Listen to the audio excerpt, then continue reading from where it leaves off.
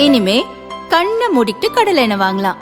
ஏன்னா மந்த்ரா கடலை எண்ணெய் இதயத்தின் தயாரிப்பு. வறுக்க பொரிக்க ஏன் எல்லா சமையலுக்கும் மந்த்ரா தான். மந்த்ரா கடலை எண்ணெய், அபார ருசி, ஆரோக்கியமான உடல் நலம்.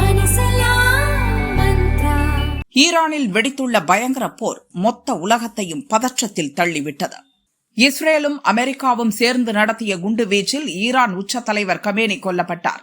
இதற்கு பழி தீர்க்க இரண்டாவது நாளாக இன்றும் ஈரான் ராணுவம் ருத்ர தாண்டவம் ஆடுகிறது.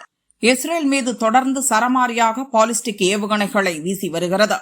அமெரிக்காவை பழிவாங்க தங்கள் நாட்டை சுற்றி அமெரிக்க படைத்தளங்கள் இருக்கும் நாடுகள் மீது ஈரான் சரமாரியாக குண்டு வீச ஆரம்பித்தது. ஐக்கிய அரபு அமீரகம், Saudi, Kuwait, Qatar, Bahrain, Oman ஆகிய நாடுகள் மீது ஈரான் கடும் தாக்குதலை நடத்தியது. முதலில் அமெரிக்க படைத்தளங்கள் மட்டுமே குறிவைக்கப்பட்ட நிலையில் பின்னர் சர்வதேச விமான நிலையங்கள், வணிக வளாகங்கள் என மக்கள் கூடும் இடங்களையும் ஈரான் தாக்கியது. இன்று இரண்டாவது நாளாகவும் இந்த முஸ்லிம் நாடுகள் மீது ஈரான் கொடிய தாக்குதலை நடத்தி வருகிறது. உலகின் பிஸியான நகரான அமீரகத்தின் துபாய் நகரில் நேற்று சக்தி வாய்ந்த குண்டுகள் விழுந்தன. இதில் செயற்கை தீவான பாம் ஜுமேரியாவில் உள்ள ஃபேர்மோன்ட் தி பாம் என்ற ஹோட்டல் தீப்பற்றியது. துபாயின் அடையாளமாக விளங்கும் பர்ஜ் அல் அராப் சொகுசு ஹோட்டல் மீதும் ட்ரோன் குண்டு விழுந்து வெடித்தது. இது துபாயில் வசிக்கும் சர்வதேச பணக்காரர்களுக்கு கடும் பதற்றத்தை ஏற்படுத்தியது. இன்று இரண்டாவது நாளாக ஈரான் நடத்தும் தாக்குதலிலும் முக்கிய இலக்காக துபாய் இருக்கிறது.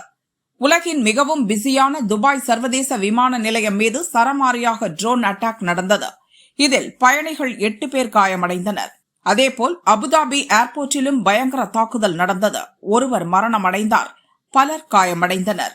மறு அறிவிப்பு வரும் வரை துபாய் ஏர்போர்ட்டுக்கு மக்கள் யாரும் வரவேண்டாம் என்று கேட்டுக் கொள்ளப்பட்டுள்ளனர். திங்கட்கிழமை மாலை 3 மணி வரை ஏர்போர்ட் மூடப்படுவதாக அறிவிக்கப்பட்டுள்ளது.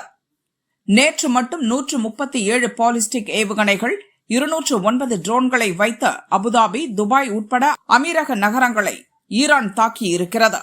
இதில் 132 ஏவுகணைகளை அமீரகம் இடைமறித்து அழித்துவிட்டது. 5 ஏவுகணைகள் கடலில் விழுந்தன. அதேபோல் 195 ட்ரோன்களும் இடைமறிக்கப்பட்டன. 14 ட்ரோன்கள் மட்டும் அமீரகத்தை நேரடியாக தாக்கின என்று அந்த நாட்டின் அரசாங்கம் கூறியுள்ளது. ஈரான் ராணுவத்தையும் அமீரகம் எச்சரித்தது. நாங்கள் எல்லாம் உங்கள் அண்டை நாட்டினர், எதற்காக அண்டை நாடுகள் மீது இப்படி குண்டு வீச வேண்டும்? இதை நிறுத்துங்கள், முதலில் புத்தியை பயன்படுத்தி சிந்தியுங்கள் என்று ஈரானை சாடியுள்ளது. இருப்பினும் தொடர்ந்து 8 முஸ்லிம் நாடுகள் மீது ஈரான் குண்டு வீசி வருவது கடும் பதற்றத்தை ஏற்படுத்தியுள்ளது.